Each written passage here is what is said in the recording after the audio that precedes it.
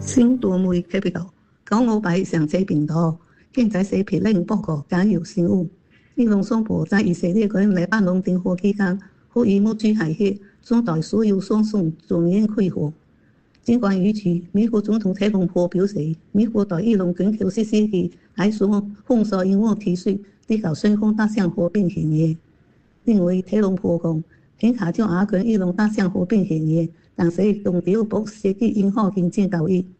舊大省美國新聞網站 Axios 引述消息報道，美國正在考慮啟動南北韓命案，sond定於帶有南北54嘅新案嘅伊朗駐軍，以換取伊朗放棄論述要求中。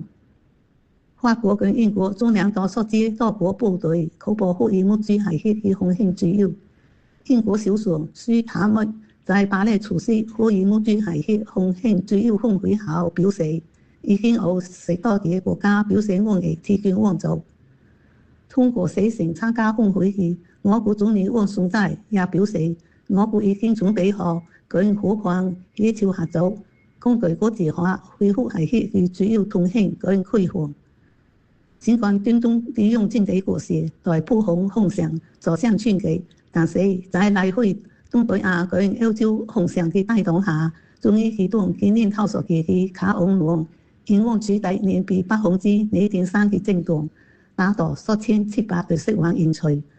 航班起降價值也年比增加1.4%，達到95300次。民防部隊要亞港澳期本階段推出 SG Alert 警報系統，將在亞港澳適合升向新電信銀號電區設置。SG Alert 警報採用通訊廣播系統技術，莫需要使用移動數據或者手機個人信息，就能夠發送警報。新數據顯示，本地上港澳嘅地鐵可靠度提升。綠島地鐵上端好上調嘅邊境故障更改公里數增加，南北向提升，濱海地區上跟東線東海岸上下跌。例如交通管理局發布嘅最新地鐵可靠度報告顯示，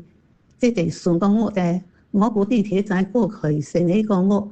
邊境每行駛174萬公里，但發生數據超過我空軍嘅用我需求。本地根據澳北華控制我村教育機構發電要求加速追求高拖欠學習詐騙。警方上港澳群眾接到超過2700起報案，小孩子群眾損失超過5660萬元。簡要新聞報告完了。